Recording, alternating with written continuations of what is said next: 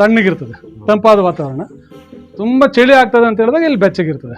ಇದು ಮನೆ ಹಿಂದೆ ಹುಲ್ಲು ಮನೇಲಿ ನಾವು ನೋಡ್ತಾ ಇದ್ವಿ, ಆ ಕಾಶಿ ಹುಲ್ಲಲ್ಲಿ ಮನೆ ಕಟ್ಟೋರು, ಆ ಮನೇಲಿ ಈ ಥರದೊಂದು ಇದಿರೋದು ಸೇಮ್ ಇದು ಹಂಗೆ ಇರ್ತದೆ. ಅದ್ರ ಜೊತೆಗೆ ಇದು ಸಿಮೆಂಟೇ ಇಲ್ಲ, ನಾವು ಇದರಲ್ಲಿ ಹಾಕಿರೋದೇನು ಸಿಮೆಂಟೇ ಹಾಕಿಲ್ಲ.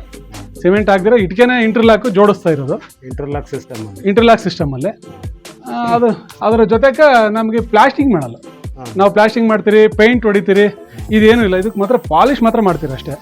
ಅಂದರೆ ಇದಕ್ಕೆ ಪಾಲಿಷ್ ಮಾಡಬೇಕು, ಇದು ಪಾಲಿಷ್ ಮಾಡ್ಬೇಕು. ಯಾಕಂದ್ರೆ ನೀರು ಬಿತ್ತು ಅಂತ ಹೇಳಿದ್ರೆ ಇದು ವರ್ಷಾನುಗಟ್ಟಲೆ ಹೊರಗಡೆ ನೀರು ಬಿದ್ದು ಒಂದು ಸ್ವಲ್ಪ ಪಾಚಿ ಬರ್ಬೋದು. ಅದಕ್ಕೆ ಪಾಲಿಷ್ ಮಾಡಿದ್ರೆ ಅದೇನು ಮಡ್ ಬ್ಲಾಕ್ ಅಂತ ನೋಡಿರಿ ಮನೆ ಬರ್ತದೆ, ಪಾಲಿಷ್ ಇರೋದಂತೂ ಚೆನ್ನಾಗಿ ಕಾಣಿಸ್ತದೆ. ನಮ್ಗೆ ಅದೊಂದು ಬೆನಿಫಿಟ್.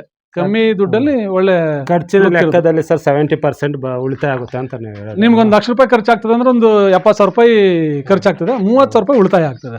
ಯಾಕಂದ್ರೆ ನಾವು ಇದಕ್ಕೆ ಪ್ಲಾಸ್ಟಿಂಗ್ ಮಾಡಲ್ಲ, ಲೇಬರ್ ಉಳಿತು, ಸಿಮೆಂಟ್ ಉಳಿತು, ಡೆಸ್ಟ್ ಉಳಿತು, ಮತ್ತೆ ಅದ್ರ ಜೊತೆಗೆ ಪಟ್ಟಿ ಮಾಡಲ್ಲ, ಪೇಂಟ್ ಮಾಡಲ್ಲ. ನಾವು ಬರೀ ಪಾಲಿಶ್ ಅಷ್ಟೇ ಮಾಡ್ತೀವಿ ಸರ್. ಆಮೇಲೆ ನೆಲಕ್ಕೆ ಸರ್ ಫ್ಲೋರಿಂಗ್ ಏನು ಮಾಡಿ? ನೆಲಕ್ಕೆ ಫ್ಲೋರಿಂಗು ನಾನು ಹುಡ್ದಂತ ಹುಡುಕ್ತಾಡ್ತಾ ಇದ್ದೆ. ನಾನು ಇಂಟರ್ಲಾಕ್ ಹಾಕಿರೋದು. ಇಂಟರ್ಲಾಕ್ ನಮ್ಮ ಏರಿಯಾಕ್ಕಿಂತ ಸ್ವಲ್ಪ ಹೊಸದು. ಆಮೇಲೆ ನಿಮ್ಮ ಈ ಅನುಭವದ ಪ್ರಕಾರ ಈಗ 10 ಚದರದಲ್ಲಿ ಮನೆಗೆ ಎಷ್ಟು ಇಟ್ಟಿಗೆ ಬೇಕಾಗುತ್ತೆ ಸರ್ ಅಂದಾಜು? ಈಗ ನಾನು ತರಿಸಿರೋದು 8 ಇಂಚದು 2,700 ಇಟ್ಟಿಗೆ ತರಿಸಿದ್ದೀನಿ ಒಟ್ಟಾಗಿ 10 ಚದರಕ್ಕೆ.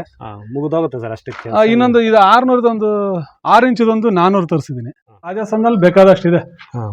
ನಾವು ರಾ ಮೆಟೀರಿಯಲ್ ಸಗಣಿ ಹಾಕಿ ಅದಕ್ಕೆ ಪೇಂಟ್ ಮಾಡೋದಿದೆ. ನಾವು ಆ ಪೇಂಟ್ ತಂದು ಒಳಗಡೆ ಪೇಂಟ್ ಮಾಡ್ತೀವಿ. ಅದು ಎಕೋ ಫ್ರೆಂಡ್ಲಿ ಪೇಂಟ್, ಎಕೋ ಫ್ರೆಂಡ್ಲಿನೇ ಅದು. ಅದರಿಂದ ಅದೇ ಬರೀ ನೀವು ಮನೆಗೂ ಪೇಂಟ್ ಮಾಡ್ಕೊಂಡ್ರೆ ಖರ್ಚು ಉಳಿತದೆ. ಅದು ಅದರಲ್ಲೂ ಚೆನ್ನಾಗಿದೆ ಫಿನಿಶಿಂಗ್. ಇಂಟರ್ಲಾಕ್ ಸಿಸ್ಟಮ್ ಅಲ್ಲಿ ಇದು ಒಳಗಡೆ ಕೂತ್ ಬಿಡ್ತದೆ. ಅದು ಹಂಗಾಗಿ ನೋಡಂಗೆ ಕೂರ್ತದೆ. ನಾವು ಮತ್ತೆ ಪ್ಲಾಸ್ಟಿಕ್ ಮಾಡೋಕೆ ಸಿಮೆಂಟ್ ಮೆತ್ಸಿ ಇದಕ್ಕೆಲ್ಲ ಎಷ್ಟು ಇದು ಬೇಕಾಗ್ತದೆ?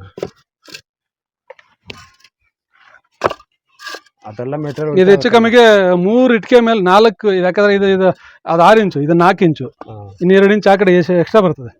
ಇದು ಆ ಕಡೆ ಎಕ್ಸ್ಟ್ರಾ ಬರ್ತದೆ. ಇವಾಗಂತೂ ಸಿಗೋದಿಲ್ಲ, ಕಷ್ಟ. ಡೆಸ್ಟು, ಸಿಮೆಂಟು, ಲೇಬರು, ಮತ್ತೆ ಅದು ಜೋಡಿಸಿದ್ಮೇಲೆ ಪ್ಲಾಸ್ಟಿಂಗ್ ಈ ಇಟ್ಟಿಗೆ ಮಾಡಲೇಬೇಕು.